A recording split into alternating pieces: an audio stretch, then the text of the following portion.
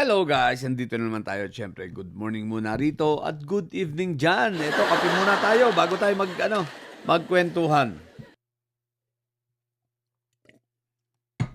Okay, sarap ng tulog natin. Anyway guys, sige. Ito, guys, nagsalita na ang CBCP, no? Address sa mga magigiting nating mga senador. Magigiting nga ba? O may ilang magigiting, pero yung mga pagdating sa mga tae black ay mga siraulo yan.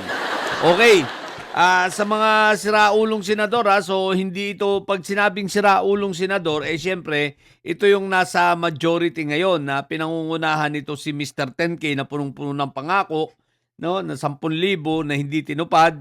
Isama mo dyan si Marco Tae na nangako rin ng 2,000 libreng kuryente na hanggang ngayon ay hindi tinutupad at walang planong tuparin, di ba?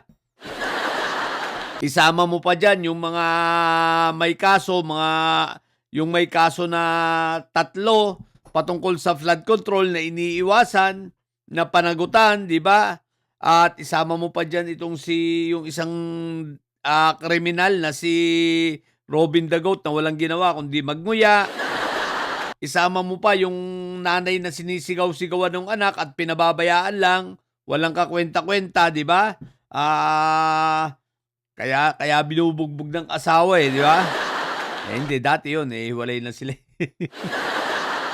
Sino pa ba? Yung dalawang magkapatid na Cayetano Siraulo. Basta yung mga yan. So, eto makinig kayo. Ang CBCP ay nagsalita na, no? At sinasabihan kayo na huwag niyong susubukan na i-delay o huwag niyong susubukan na i-dribble itong impeachment ni Inday Sayad. Uulitin ko ang nagsalita na ay CBCP. CBCP lang naman, ito ay hindi representante ng iilang church ng Catholics, no? Kundi ito ay kabuuan ng Katoliko sa buong Pilipinas. Ang Catholic Church ay merong ayon sa huling census ng 2020 ay merong population na umaabot ng 76%. Ibig sabihin, 76% of the total population of the Philippines are members of the Catholic, no? At yung ipinagmamalaki yung INC, no, ay 2.6% lang yun. So, isipin nyo ang pagkakaiba. Ngayon, ito ang tunay na may kakayanan. Kapag ito na ang nanawagan ng pagrarally para kayo ay supilin, baka kayo ay magulat. No? Lalo na sa mga re-electionist dyan, wala namang hinihiling ang CBCP, kundi, gawin ninyo ang inyong trabaho na i-trial si Inday Saya dahil pag na-receive nyo ng articles of impeachment, kailangan kayong mag-convene, kailangan yung i-trial itong si Inday Sayad. At huwag kayong magpatumpik-tumpik. At sinabi rin doon, maliwanag ang sinabi ng CBCP, nakabantay sila sa inyo. So ngayon, hindi na lang CBCP ang nakabantay sa inyo. Marami, maging kami, maging ang mga iba't ibang relihiyon, protestante, may baptiso, maraming nakabantay sa inyo. Kaya huwag kayong mga tatanga-tanga mga senador kayo. Sa bagay, tatanga-tanga na nga pala kayong mga hinayupa kayo.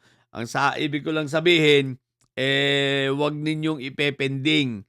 Huwag galawang mga delaying tactics, Dahil alam ko naman, yun lang naman ang kaya nyong gawin. Ang i-delay na lang yan. Pero hindi nyo naman talaga kayang patulugin yan, ng mahabang panahon. Pero eto, nagbabala na sa inyo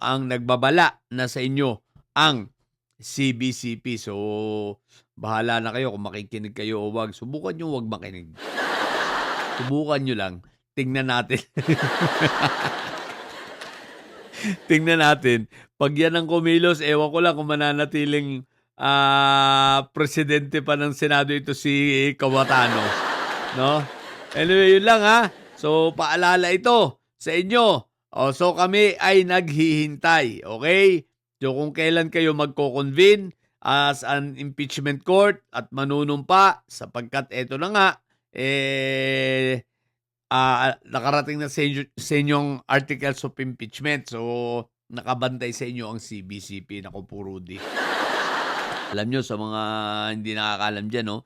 Bihirang-bihira magsalita ang CBCP, ha? Bihirang-bihira ito magsalita patungkol sa kanilang mga observations at nararamdaman pagdating sa politika dahil sa totoo lang, as much as possible, inihihiwalay nito ang kanyang sarili pagdating sa politika. Pero ito ngayon, nagsalita na. Kaya lang, sa tuwing nagsasalita itong CBCP, talagang medyo mabigat, no? Isipin mo ba naman, CBCP na yun, pag yan na nagsalita ng against sa'yo bilang politiko, ilaglag ka na. Ay naku, saan ka pupulutin? Diyos ko po, Rudy. Bagamat hindi yan kagaya ng INC na pabanta-banta, ito mabigat talaga. INC, anong ibibigat niya? Hinayupak na yan. Puro lang yan, pera-pera. Sige na, yun lang. Sa mga bobong didilis at may sayo dyan, ang tatay nyo ay preso, ang BP nyo ay bobo. Manatili kayong mga bobo at may sayad sapagkat ang may sayad ay laging high blood. Bye!